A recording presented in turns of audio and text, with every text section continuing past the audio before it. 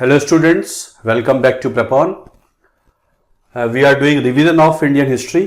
अब पिछले लेक्चर में हम लोगों ने स्वदेशी पीरियड को फिनिश किया था. अब हम नॉन कॉपरेशन मूवमेंट पे आ जाते हैं. जो एक्सट्रीमिस्ट फेज था उसे फिनिश किया था, जिसमें स्वदेशी मूवमेंट था, होम रूल मूवमेंट था, एंड वी डिस्कस्ड कि Tilak had gone to America to he had gone to England to fight a defamation case against Valentine Shirol, who wrote a book Indian Unrest. उसमें वो कहते हैं Tilak is the father of Indian unrest, Bharat में असंतोष के जनक तिलक हैं. खैर वो वहाँ से मुकदमा हारे हैं, वापस आए हैं, और जब नॉन कॉपरेशन मूवमेंट जिसकी कॉल खिलाफत कमेटी से आई थी शुरू होने वाला है, उनकी डेथ हो जाती है. तिलक के साथ वो फेज भी खत्म हो जाता है. सितंबर 1920 में कलकत्ता में स्पेशल सेशन कांग्रेस बुलाती है, जिसमें कांग्रेस राजी हो गई है कि Khilafat issue is now the issue of Congress, and Congress and Khilafat committee together will fight non cooperation movement. इस तरीके से शुरू हो जाता है नॉन कॉपरेशन मूवमेंट. 1920 से शुरू होना था, बट तिलक की डेथ होती है. एक्चुअली शुरू हो पाता है 1921-22 में. जनवरी 1921 में नॉन कॉपरेशन और खिलाफत एंड नॉन कॉपरेशन मूवमेंट भी कह देते हैं. नॉन कॉपरेशन मूवमेंट की तीन मेन डिमांड्स थी. एक तो पंजाब रॉन्ग करेक्ट किया जाए, खिलाफत रॉन्ग करेक्ट किया जाए, और स्वराज दिया जाए. खिलाफत रॉन्ग का मतलब है कि डायर को प्रॉपर पनिशमेंट दिया जाए. जो जलियांवाला बाग में मैसेकर हुआ है उसमें सिर्फ क्राउन की सर्विसेज से निकाल देना is no punishment. Give him the highest punishment known anywhere in the earth demanded by Indians. तो ये हमारे लिए खिलाफत रॉन्ग का करेक्शन है. पंजाब रॉन्ग का करेक्शन है. खिलाफत रॉन्ग का मतलब है जो टर्की के खलीफा से उसके एरियाज लिए गए हैं उसको रिस्टोरेशन किया जाए, रिस्टोर द खिलाफत, और हमको स्वराज दिया जाए. ये तीन ऑफिशियल डिमांड्स थी कांग्रेस की नॉन कॉपरेशन मूवमेंट में. नॉन कॉपरेशन का मतलब वही है स्वदेशी एंड बायकॉट. तो दो तरीके के प्रोग्राम्स कांग्रेस ऑर्गेनाइज करती है. नेगेटिव प्रोग्राम्स कहलाते थे बायकॉट.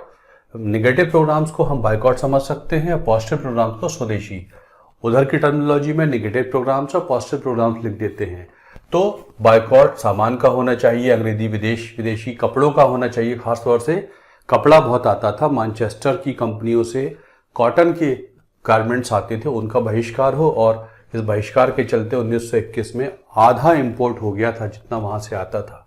अंग्रेजी कोर्टों में हम नहीं जाएंगे मुकदमों के लिए, और जो हमारे वकील हैं वो वहाँ वकालत करना छोड़ें, अपने कम्युनिटी कोर्ट सिस्टम से ही अपने मुकदमों को रिजॉल्व करेंगे. जब ये कोर्ट्स के बायकॉट की कॉल आती है तो उस समय के बड़े बड़े वकील वल्लभ भाई पटेल, मोतीलाल नेहरू, राजेंद्र प्रसाद, राजगोपालाचारी, ये सब वकालत छोड़ देते हैं. ये जो अंग्रेजों के स्कूल कॉलेजेस हैं उसमें हम लोग नहीं जाएंगे, बच्चे नहीं जाएंगे, अध्यापक भी बाहर आए, टीचर भी बाहर आए. जिनको अंग्रेज टाइटल देते हैं वो अंग्रेजों से टाइटल ना लें, टाइटल का बहिष्कार किया जाए. और जो गवर्नमेंट काउंसिल्स हैं, जो एमपी एमएलए हैं, वो मेंबरशिप छोड़े बाहर आए. और 1923 में जो इलेक्शन होने वाले हैं, 1923 में जो इलेक्शन होने वाले हैं प्रोविंशियल काउंसिल्स के, वो हम नहीं लड़ेंगे, हम इलेक्शन का बायकॉट भी करेंगे. इस तरीके से कॉम्प्रिहेंसिव बायकॉट की रणनीति बनाई जाती है. और दूसरा, स्वदेशी में क्या करना है, पॉजिटिव प्रोग्राम में क्या करना है. जामिया मिलिया इस्लामिया बनाई गई है. अलीगढ़ मुस्लिम यूनिवर्सिटी 1920 में बन गई है. उसे काउंटर करने के लिए अलीगढ़ में बनती है नेशनलिस्ट मुस्लिम यूनिवर्सिटी, जो फिर दिल्ली में स्टैब्लिश हो जाती है. तो ये स्वदेशी मूवमेंट, ये नॉन कॉपरेशन मूवमेंट का प्रोडक्ट मानी जाती है जामिया मिलिया इस्लामिया. सिमिलरली काशी विद्यापीठ, गुजरात विद्यापीठ, ये सब शुरू हो जाते हैं. 1920-21 में काशी विद्यापीठ बन जाता है. खादी एक इंपॉर्टेंट बाय प्रोडक्ट है नॉन कॉपरेशन मूवमेंट का. आत्मनिर्भरता वाली बात है, सेल्फ रिलायंस वाली बात है. जितना खादी इस्तेमाल किया जाए इससे दो फायदे होंगे. अंग्रेजी कॉटन का रिप्लेसमेंट भी होगा और रोजगार भी लोगों को मिलेगा. Khadi also had economic dimension, it also had national integration dimension, it also had social dimension. तो और इंपोर्ट भी खत्म हो जाएगा, रिप्लेसमेंट खादी. तो खादी एक और देन है, शुरुआत हो जाती है. जितने पॉस्टर प्रोग्राम्स हैं, स्कूल्स खोलने हैं, कॉलेज खोलने हैं, एजुकेशन में बहुत सारे इंडस्ट्री लगानी है, इसके लिए पैसा कहाँ से आएगा. तो तिलक की डेथ हुई थी, तो तो तिलक के नाम पर एक पूरे भारत में तिलक स्वराज फंड फ्लोट किया गया था, जिसमें जिसकी जो क्षमता हो वो इसमें पैसा दे सकता है। 1 करोड़ रुपए का फंड बताया जाता है और बहुत ज़्यादा लोगों ने फंड दिया था। इसी वो फंड था जिसकी मदद से ये सारे काम किए जाएंगे। तो ये पूरे 1921 में ये चलता रहता है मूवमेंट, लगभग पीसफुल रहता है। 1921 नवंबर में थोड़ी बहुत वायलेंस देखी गई है, बट लगभग पीसफुल मूवमेंट रहा ये। साल बीत जाता है, 1921 दिसंबर आते आते देखा गया है कि कोई खास रिस्पॉन्स सरकार की तरफ से किसी डिमांड पे नहीं आया है।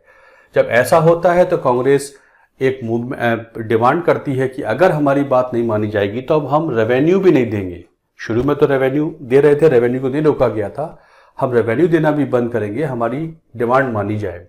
ये सब जब नहीं होता है तो फिर गुजरात में बारदोली से कांग्रेस एक नो रेवेन्यू कैंपेन चला रही थी। ये बारदोली सत्याग्रह वो नहीं है जो वल्लभ भाई पटेल का है, वो 1928 वाला है। गुजरात के बारदोली में कांग्रेस एक नो रेवेन्यू कैंपेन चला रही है, ये कहते हुए कि अगर बारदोली का नो रेवेन्यू कैंपेन सक्सेसफुल होगा तो पूरे भारत में हम करेंगे। और इस समय पूरे भारत का कंसंट्रेशन बारदोली पे हो, कुछ भी ऐसा ना हो जिससे हमारा बारदोली वाला मूवमेंट रुक जाए। बट होता कुछ ये है कि गोरखपुर में एक थाने में कुछ लोग जमा होते हैं, एक लीडर को अरेस्ट कर लिया गया था, उसको छुड़वाने के लिए छोटा सा प्रोटेस्ट करने लगते हैं, कह दीजिए एक प्रोसेशन जैसा था, उस पर पुलिस फायरिंग हो जाती है, थोड़ी सी गड़बड़ हो जाती है, वहाँ पर डिसऑर्डर हो जाता है। ऐसे में लोग अफरा तफरी में पुलिस थाने में आग लगा देते हैं लोग, चौरी चौरा में ये होता है, और ऐसे में कुछ पुलिस वाले भी जल जाते, उनकी डेथ हो जाती है। इसे चौरी चौरा इंसिडेंट कहते हैं। ये 5 फरवरी को गोरखपुर में हुआ है, यूपी के गोरखपुर में चौरी चौरा। इसके बाद जब ये हो जाता है तो हालात बिगड़ने लगते हैं, और जब चौरी चौरा में बड़े स्तर की वायलेंस हो गई है तब ऐसे में अंग्रेजों के पास सारे वो आधार है जिससे वो रिटेलिएटरी मूव ले सकते हैं और मूवमेंट को सप्रेस कर सकते हैं। जब ऐसे हालात बनते हैं तो बारदोली में ही कांग्रेस वर्किंग कमेटी की मीटिंग होती है और नॉन कोऑपरेशन को वहां से वापस ले लिया जाता है। गांधी जी ये कहते हैं कि ऐसा लग रहा है कि साल भर से मूवमेंट करते हुए हम थक चुके हैं।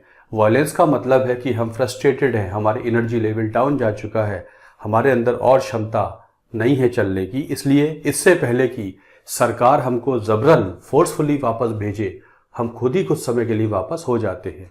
तो बारदोली से ये मूवमेंट नॉन कोऑपरेशन मूवमेंट वापस ले लिया जाता है 1922, 12 फरवरी 1922, मतलब चौरी चौरा के एक हफ्ते के बाद ये इस तरीके से मूवमेंट वापस हो गया। तो चौरी चौरा वजह बन जाती है नॉन कोऑपरेशन के वापस की। आगे चल के सुभाष चंद्र बोस अपनी ऑटोबायोग्राफी में लिखेंगे, बारदोली का फैसला गलत था, उस समय मूवमेंट को वापस ले लेना जब वो अपने चरम पे पहुंचने वाला था, किसी राष्ट्रीय आपदा से कम नहीं था। It was nothing but a national calamity when the movement was reaching its epitome और reaching it's you can say अपनी पीक पे पहुंच रहा था। ऐसे में it was withdrawn bye Congress was nothing short of national calamity, राष्ट्रीय आपदा कह देते हैं। ये आगे चल के सुभाष बोस ने अपनी किताब में लिखा है, द इंडियन स्ट्रगल, उनकी ऑटोबायोग्राफी है।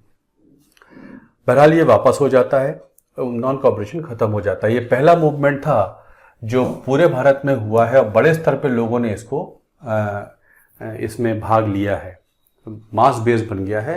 पहला बड़ा मूवमेंट फ्रीडम स्ट्रगल का माना जाता है। जब चौरी चौरा हो रहा है, जब ये नॉन कोऑपरेशन हो रहा था, तो उन दिनों 1-2 चीजें और हुई थी। एक तो केरल में मोपलाह विद्रोह हुआ था, जो किसान हैं और जो जमींदार हैं उनके बीच में एक मोपलाह विद्रोह, मोपलाह केरल के जो मुस्लिम कम्युनिटी है वो मोपलाह होते थे, उनका विद्रोह हुआ था। It was a small event and was part of non cooperation movement. कई बार पूछ लेते हैं मोपलाह विद्रोह का संबंध किस मूवमेंट से है, तो इट इज नॉन कोऑपरेशन। 1922-25 में इसी समय अकाली मूवमेंट भी होता है, गुरुद्वारा जो रिफॉर्म्स थे उससे संबंधित है, और अकाली मूवमेंट ये भी होता है कुछ इस समय। और गुरुद्वारा श्रीमणि गुरुद्वारा प्रबंधक कमेटी बन जाती है। गुरुद्वारा जो मैनेजमेंट है वो करप्ट महंतों के हाथों से निकाल लिया जाता है और एक कानून के तहत इसका वो होने लगता है। तो ये अकाली मूवमेंट की शुरुआत से मान ली जाती है। ये सब नॉन कोऑपरेशन की ही ऑफशूट्स हैं, ऐसा माना जाता है। अब नॉन कोऑपरेशन मूवमेंट तो खत्म हो गया। एक चीज जो रह जाती है वो ये है, 1919 में गवर्नमेंट ऑफ इंडिया एक्ट पास हुआ था। आपको याद होगा मॉडल विंटर रिफॉर्म्स, मैंने आपको बताया था। मॉडल विंटर रिफॉर्म्स में एक क्लॉज ये था कि अब 10 साल बाद ये रिफॉर्म्स आएंगे, 10 साल के पीरियड में आया करेंगे। तो 10 साल 1919 में पूरे होते हैं। इनको मॉन्टेग्यू चेम्सफोर्ड भी कह देते हैं। चेम्सफोर्ड वाइसरॉय था इस समय, मॉन्टेग्यू सेक्रेटरी ऑफ स्टेट है इंग्लैंड में, जो मेन इंचार्ज है अफेयर्स का। तो इनका रिफॉर्म प्रपोजल भी कह देते हैं। इसी में जो पार्लियामेंट है, सेंट्रल काउंसिल है, वो बाइकैमरल हो गई है, काउंसिल ऑफ स्टेट्स बन जाती है और लेजिस्लेटिव असेंबली बन जाती है, जिसे आज राज्यसभा और लोकसभा कह सकते हैं। तो पहली बार पार्लियामेंट 2 सदनीय हुई थी 1919 के कानून में, जिसे जनरली मॉन्टेग्यू चेम्सफोर्ड रिफॉर्म्स और मॉन्टफोर्ड रिफॉर्म्स भी कह देते हैं। मॉन्टेग्यू का मॉन्ट और चेम्सफोर्ड का फोर्ड। इसी में एक खास बात यह होती है, जो राज्य हैं, प्रोविंसेस हैं, उसमें एक नया सिस्टम चालू होता है जिसे डायरकी कहते हैं। डायरकी शब्द का मतलब होता है डुअलिज्म। इसका मतलब होता है डुअलिज्म, मतलब जो राज्य हैं उसका जो हेड है, एडमिनिस्ट्रेटिव हेड, वो तो गवर्नर होगा, ब्रिटिश होगा। लेकिन अब 2 तरीके के मंत्रालय हुआ करेंगे, डिपार्टमेंट्स हुआ करेंगे। जो एडमिनिस्ट्रेटिव हेड गवर्नर है, लेकिन डिपार्टमेंट 2 तरीके के हैं, मंत्रालय 2 तरीके के हैं। कुछ रिजर्व्ड हैं, कुछ ट्रांसफर्ड हैं। जो रिजर्व्ड हैं वो अंग्रेज ऑफिसर्स देखेंगे। पहले सभी अंग्रेज ऑफिसर्स देखते थे, ब्यूरोक्रेटिक कंट्रोल हुआ करता था। लेकिन जो ट्रांसफर कर दिए गए हैं डिपार्टमेंट्स, वो इंडियन मिनिस्टर्स देखेंगे। मतलब जो विधानसभाएं हैं, इसका मैंडेट बढ़ गया था, मेंबरशिप बढ़ गई थी और इसमें भारतीयों को मेजॉरिटी दे दी गई थी। तो कहने का मतलब यह है, अंग्रेजों ने भारतीयों को यह बोला कि राज्य स्तर पर हम आपको सेल्फ गवर्नमेंट देने को, हमने मॉन्टेग्यू जो 1917 का जो अगस्त डिक्लेरेशन था, मॉन्टेग्यू डिक्लेरेशन, उसमें बोला ही था हम ग्रेजुअल सेल्फ गवर्नमेंट दे सकते हैं, तो हम दे रहे हैं आपको। हमने राज्य स्तर पर आपको मंत्री बनाना शुरू कर दिया है और राज्य में आपकी मेजॉरिटी भी हो सकती है। तो आप में से जो लोग, कुछ लोगों को हम मंत्री बना देंगे, कुछ मंत्रालय आप लोग देखेंगे। तो पहली बार भारतीयों को some sort of self government was given under Government of India Act 1919। Governor अंग्रेज हुआ करेगा। ये शुरुआत होती है। तो सबसे इंपॉर्टेंट फीचर इस कानून का है, राज्यों में डायरकी दे दी गई थी, राज्य में कम से कम सेल्फ गवर्नमेंट दे दी जाए।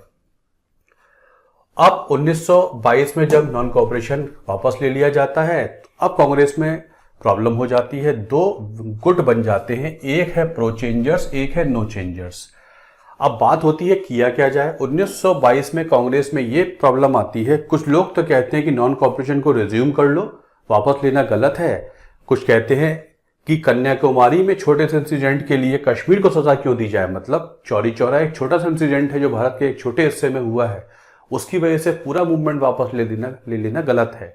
तो कुछ कह रहे हैं कि मूवमेंट वापस चलाया जाए, रिज्यूम किया जाए। कुछ कह रहे हैं कि कांग्रेस ने जैसे बोला है कि हम अब पीसफुली काम करेंगे, हम ऑफिशियली किसी मूवमेंट को नहीं चलाएंगे। इस विचार को लेकर कि मूवमेंट आगे चले ना चले, कांग्रेस की वर्किंग कमेटी की मीटिंग होती है, जिसमें यह फैसला आता है, सभी राज्य की इकाइयां जो प्रदेश कांग्रेस कमेटीज थी, आपको यह भी याद रखना है 1920 में प्रदेश कांग्रेस कमेटीज ऑर्गेनाइज कर दी गई थी बड़े स्तर पर, लैंग्वेज बेसिस पर। तो सारी प्रदेश कांग्रेस कमेटीज ये कह देती हैं कि हालात ऐसे नहीं है कि हम मूवमेंट रिज्यूम करें, इसलिए हमको शांत रह के काम करना चाहिए, ऑफिशियली मूवमेंट नहीं चलाना चाहिए। तो कांग्रेस का फैसला ये आ जाता है कि कोई मूवमेंट हम नहीं चलाएंगे। लेकिन कुछ लोग इसे मानने को तैयार नहीं है। जो मानने को तैयार नहीं है वो कहलाते थे प्रो चेंजर्स। उनकी डिमांड थी काउंसिल एंट्री। मैंने आपको बताया जो बायकॉट हुआ था उसमें यह भी बोला था 1923 में इलेक्शन होने वाले हैं, 1920 में हुए थे, उन दिनों 3-3 साल में होते थे। तो 1923 के इलेक्शन हम बायकॉट करते हैं, नहीं लड़ेंगे, तो हम उसे कंटिन्यू करते हैं। बट कुछ कहते हैं हमको काउंसिल में एंटर करना चाहिए। वैसे भी राज्यों में हमारी बहुमत हमको मिल गई है और हम ज्यादा तादाद में एमपी बनकर पार्लियामेंट में पहुंचकर, काउंसिल में पहुंच के सरकार को अपोज करेंगे। हमारे पास कुछ तो पावर है, अगर ज्यादा पावर नहीं है तो क्यों ना मूवमेंट जो बाहर से नहीं चलाया जा सकता है वो अंदर से चलाएं। इसलिए काउंसिल एंट्री, इलेक्शंस को बायकॉट करना उचित नहीं है। हाँ, सामान का बायकॉट है, कोर्ट का बायकॉट है, वो सब चलाते रहे, कंटिन्यू करते हैं। बट लॉजिक ये कहता है, रणनीति ये कहती है कि हमको इलेक्शन लड़ने चाहिए। ये जो ग्रुप है इसके समर्थक है देशबंधु चित्तरंजन दास और मोतीलाल नेहरू, लाला लाजपत राय जो वापस आ चुके हैं, और जो बाकी नो चेंजर्स कहलाते हैं वो कहते हैं कुछ चेंज नहीं होना चाहिए, जो फैसला हो चुका है वही होगा कि कांग्रेस किसी भी तरीके से कोई मूवमेंट कुछ भी नहीं करेगी, सारे बायकॉट चलाएगी। तो हमें इलेक्शन नहीं लड़ना चाहिए। ये नो चेंजेस का कहना है कि इलेक्शन अगर आप लड़के एमपी एमएलए बनेंगे तो सरकार डिवाइड एंड रूल फॉलो करेगी, और डिवाइड एंड रूल फॉलो करेगी तो हो सकता है हमको मंत्री बना दे, हो सकता है हम में से कुछ मंत्री पद लेना शुरू कर दें। वैसे भी डायरेक्टरी के तहत हमको मंत्री बनने का अधिकार मिल चुका है, इसलिए बेहतर है कि हम इससे बाहर ही रहें, काउंसिल के मेंबर ना बने। इस विचार को लेके 1922 में गया सेशन होता है, कांग्रेस का जो एनुअल सेशन होता था, और देशबंधु चित्तरंजन दास इसके प्रेसिडेंट हैं। और यहाँ पर फिर ये बात उठती है कि काउंसिल एंट्री मतलब 1923 के इलेक्शन लड़े जाए ना लड़े जाए। जब ये बात ज़्यादा उठती है तो इस पर वोटिंग हो जाती है, वोटिंग होती है तो ये नो एंट्री का, काउंसिल एंट्री का प्रपोजल फेल हो जाता है। मतलब Congress as a body was not ready to fight elections of 1923। जब ये फेल हो जाता है तो चित्तरंजन दास अध्यक्ष पद से इस्तीफा दे देते हैं, और 1923 में एक पार्टी बन जाती है जिसका नाम पड़ा कांग्रेस खिलाफत स्वराज पार्टी, और popularly called Swaraj party. Proper नाम था इसका कांग्रेस खिलाफत स्वराज पार्टी। ये पार्टी बन जाती है, सी आर दास इसके अध्यक्ष हैं, मोतीलाल नेहरू एक सेक्रेटरी हैं, और ये पार्टी कहती है कांग्रेस इलेक्शन नहीं लड़ना चाहती तो हम लड़ेंगे, और हम लड़ेंगे स्वराज पार्टी के नाम से। तो 1923 में जो इलेक्शंस हुए थे, जो गवर्नमेंट ऑफ इंडिया एक्ट 1919 के तहत जो ज़्यादा पावर इंडियंस को मिली है, उसके तहत जो पहले इलेक्शंस थे वो 1920 में हुए थे, वो कांग्रेस ने बाइकआउट किए थे। दोबारा हुए 1923 में। ये अब पूछा जाएगा कि कांग्रेस ने किस नाम से 1923 के इलेक्शन में पार्टिसिपेट किया था, तो आप बोलेंगे स्वराज पार्टी। स्वराज पार्टी को कांग्रेस से निकाला नहीं गया है, Swaraj party always remain part of Indian national Congress. Swaraj party election लड़ती है, बहुत सारी सीटें जीतती है, बहुत से राज्यों में इसको बहुमत मिल जाता है, सेंट्रल पार्लियामेंट में भी, सेंट्रल लेजिस्लेटिव असेंबली में भी इसको बहुत सारी सीटें मिल जाती हैं, और ये और इंडियंस पार्टी के मदद से एक अपनी बहुमत बना लेती है लोकसभा में। और विट्ठल भाई पटेल वो पहले व्यक्ति बने थे, वल्लभ भाई पटेल के बड़े भाई, जो प्रेसिडेंट बने थे हाउस के। इसको आज स्पीकर कहते हैं, आजकल इस पद को लोकसभा का स्पीकर कहते हैं। ये पद 1921 में शुरू हुआ था। पहले अंग्रेज, पहले वायसराय खुद चलाता, वायसराय खुद लोकसभा को चलाता था, प्रिसाइड करता था। बाद में इसका पद शुरू हो गया, प्रेसिडेंट ऑफ द हाउस अंग्रेज हुआ करता था, और जो पहले भारतीय लोकसभा के स्पीकर बने थे बिफोर इंडिपेंडेंस, वो थे विट्ठल भाई पटेल। क्योंकि इनकी लोकसभा में बहुमत आ गई थी, सेंट्रल असेंबली में, लोकसभा में, जिसे आज कह देते हैं, तो ये स्वराज पार्टी की वजह से ही हुआ था। एंड पहली बार विट्ठल भाई पटेल और an Indian became president of the house, now called speaker of Lok Sabha. तो 1923 से 26 तक स्वराज पार्टी राज्य विधानसभाओं में, सेंट्रल पार्लियामेंट में अच्छा काम करती है। लेकिन 3 साल, ढाई 3 साल में ऐसे हालात बन जाते हैं जो नो चेंजर्स ने कहा था कि जब हम हाउस में पहुंचेंगे तो हमारे को पद मिलेंगे। ऐसा ही होता है। कुछ लोग राज्यों में देखा गया है, बहुत स्वराज पार्टी के जो एमएलए हैं वो मंत्री बनने लगे हैं, सेंटर में भी करप्शन आ गया है। मतलब जो उद्देश्य था वो खत्म होता नजर आ रहा है, और स्वराज पार्टी पार्लियामेंट में ही काम करती रह गई। बाहर के कार्य जो थे वो सब रुक जाते हैं। ऐसे में जब अगला इलेक्शन होता है 1926 में, स्वराज पार्टी बिल्कुल हार जाती है, राज्यों से तो एकदम साफ हो जाती है, और विधानसभाओं में उसकी कहीं सीटें नहीं है। सेंट्रल पार्लियामेंट में कुछ सीटें रहती हैं, लेकिन इसका जो वर्चस्व था वो फीबल हो जाता है, डॉर्मेंट हो जाता है। पार्टी चलती रहती है बट इसका कोई बहुत ज़्यादा नाम नहीं होता है। तो ये 3 साल तक लगभग फ्रीडम स्ट्रगल को लीड किया स्वराज पार्टी ने। एक वजह यह भी थी, 1925 में चित्तरंजन दास की डेथ हो गई थी, जो स्वराज पार्टी के बहुत इंपॉर्टेंट व्यक्ति माने जाते थे। इस तरीके से नॉन कॉपरेशन के बाद जो अगला इंपॉर्टेंट इवेंट था वो थी स्वराज पॉलिटिक्स 1923 से 1936। अब 1928 में भारत साइमन कमीशन आ जाता है। 1919 में रिफॉर्म्स जो थे वो 1929-30 में रिन्यू होने थे।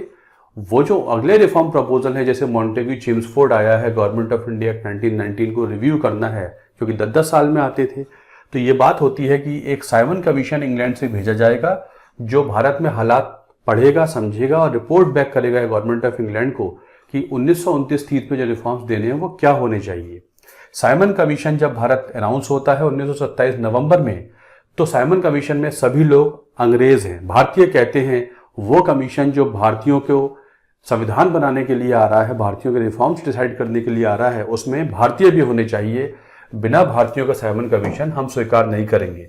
लेकिन साइमन कमीशन में कोई बदलाव नहीं होता है। साइमन कमीशन के सभी लोग, जॉन साइमन और उसके सारे साथी अंग्रेजी हैं। ये it was an all white commission, it was an all white commission.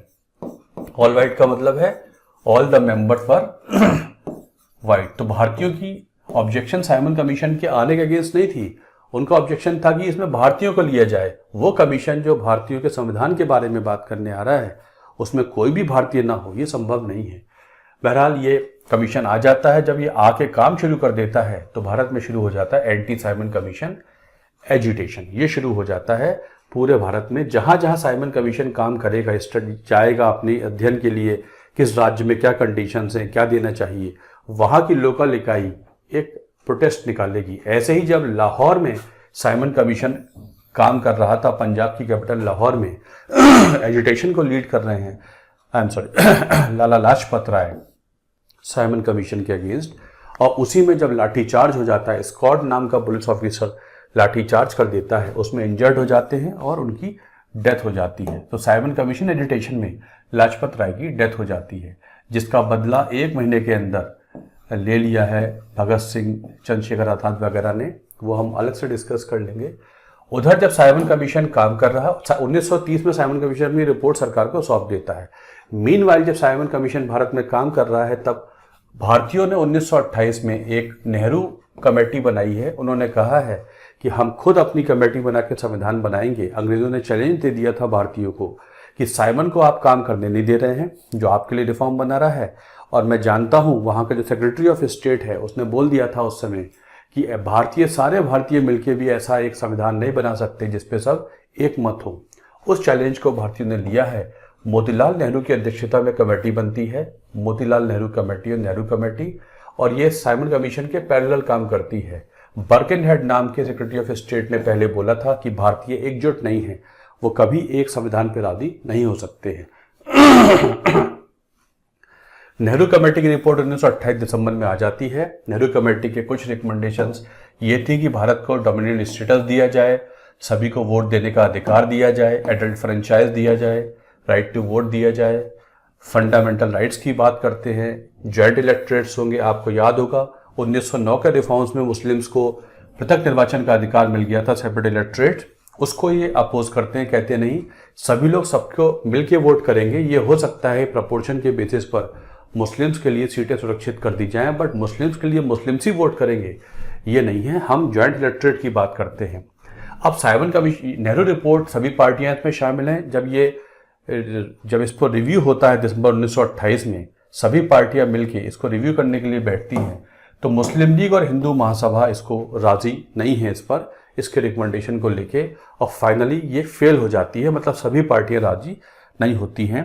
League ने बोला है जॉइंट इलेक्टोरेट का जो प्रपोजल है ये हमें स्वीकार नहीं है, पृथक निर्वाचन के ऊपर बात करेंगे, इससे उसको तो हम नहीं छोड़ सकते। बहरहाल नेहरू रिपोर्ट फेल हो जाती है, सभी पार्टियां इसे पास नहीं करती हैं। नेहरू रिपोर्ट के बारे में ये कहा जाता है, it was the first effort by Indians for framing their constitution. पहली बार सिर्फ भारतीयों द्वारा अपना संविधान बनाने का ये प्रथम प्रयास माना जाता है। बाद में हमारे संविधान को एक सोर्स के तौर पर भी इसे देखा जा सकता है। दिसंबर 1928 में कलकत्ता सेशन होता है, मोतीलाल नेहरू अध्यक्ष हैं, और इसमें कांग्रेस ये कह देती है सारी पार्टियों ने भले ही नेहरू रिपोर्ट को ना माना हो, बट भारत की सबसे बड़ी पार्टी होने के नाते हम इस रिपोर्ट को मानते हैं और सरकार को 1 साल का टाइम देते हैं। 1 साल में नेहरू रिपोर्ट पे काम शुरू हो जाए, वरना हम अपना मूवमेंट शुरू कर देंगे। इस 1 साल में सरकार कुछ आंसर नहीं देगी। बहरहाल अल्टीमेटम 1 साल का इशू हो गया था कलकत्ता सेशन में। मोतीलाल नेहरू इसके अध्यक्ष हैं। उधर 1929 में मुस्लिम लीग अपना व्यू पॉइंट दे देती है अगेंस्ट नेहरू रिपोर्ट, जिसको जिन्नास 14 पॉइंट्स कहा गया था। जिन्ना 14 पॉइंट का इतना सा मतलब समझ लीजिए कि नेहरू रिपोर्ट के अगेंस्ट जो मुस्लिम लीग का व्यू पॉइंट था उसे जिन्नास 14 पॉइंट्स कहते थे। ये रिपोर्ट पास हो जाती है। ये रिपोर्ट मुस्लिम लीग की रिपोर्ट थी। 1929 अक्टूबर में बस इतना सा होता है अल्टीमेटम ईयर में कि जो वाइसरॉय इरविन है, जो 1921 में आ गया था लॉर्ड रीडिंग, और रीडिंग के बाद आता है 1926 में इरविन ऑफर देता है, जिसे दीपावली डिक्लेरेशन भी कह देते हैं, जो 1929 में दिया गया था on the occasion of Deepavali. तो दीपावली डिक्लेरेशन भी कह देते हैं और इरविन ऑफर तो कहते ही। ये कहता है भारतीयों की जो भी डिमांड है उसके लिए हम राउंड टेबल कॉन्फ्रेंस करा सकते हैं। आपको क्या मिलेगा नहीं मिलेगा ये नहीं कह सकता मैं, लेकिन राउंड टेबल कॉन्फ्रेंस करवा सकता हूं। इसको लेके भारतीय बहुत उत्सुक नहीं है, मतलब कांग्रेस तो उत्सुक बिल्कुल नहीं है। और जब 1 साल का अल्टीमेटम खत्म हो जाता है दिसंबर 1928 में, तो कांग्रेस का लाहौर सेशन होता है। इस पूरे ईयर में 2 ही डेवलपमेंट होते हैं। एक तो वो लीग अपनी रिपोर्ट लेके आती है जिन्नास 14 पॉइंट्स, और इरविन एक ऑफर देता है कि सारी पार्टियों के साथ बैठ के इंग्लैंड में बात हो सकती है। कांग्रेस अपना व्यू पॉइंट रखती है कि हम इस राउंड टेबल कॉन्फ्रेंस में तभी शामिल होंगे जब ज़्यादा डेलीगेट्स हमारे होंगे। उस पर इरविन कोई प्रॉमिस देने को तैयार नहीं है। बहरहाल फिलहाल राउंड टेबल कॉन्फ्रेंस को कांग्रेस बहुत ज़्यादा तरजीह नहीं देती है। इस तरीके से अल्टीमेटम ईयर खत्म होता है, लाहौर सेशन होता है। अध्यक्ष बने हैं, प्रेसिडेंट बने हैं जवाहरलाल नेहरू, और लाहौर में रावी नदी के बैंक पर झंडा फहराया जाता है और पूर्ण स्वराज रेजोल्यूशन पास किया जाता है। अब कांग्रेस कहती है हमको कोई भी रिफॉर्म वगैरह नहीं चाहिए, अब तो we will work for complete independence. और यहां से कांग्रेस का या भारतीयों का नारा मेथड ही चेंज हो जाता है, डिमांड चेंज हो जाती है। Now we shall work for complete independence, nothing less than that. यहीं पर तिरंगा भी फहराया जाता है।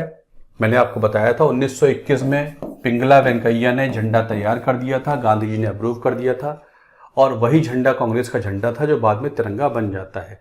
तो तिरंगा फहराया गया है on the banks of river Ravi, और यहीं पर ये डिसाइड हुआ है कि आने वाली 26 जनवरी 1930 को हम लोग मनाएंगे अपना पहला इंडिपेंडेंस डे, इसलिए डेट इंपॉर्टेंट हो जाती है।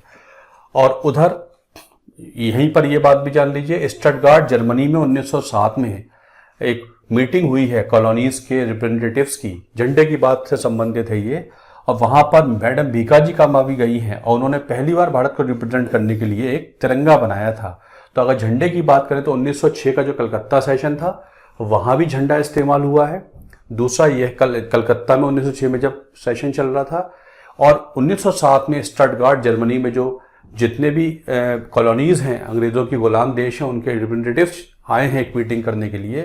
तो वहां पे भारत को रिप्रेजेंट कर रही हैं मैडम भीकाजी कामा, जो फ्रांस से फ्रीडम स्ट्रगल चलाया करती हैं, भारतीय ओरिजिन की पारसी लेडी हैं, और वहां वो एक झंडा खुद बनाती हैं जिसको, वो भी एक झंडा था, वो भी तिरंगा ही हुआ करता था।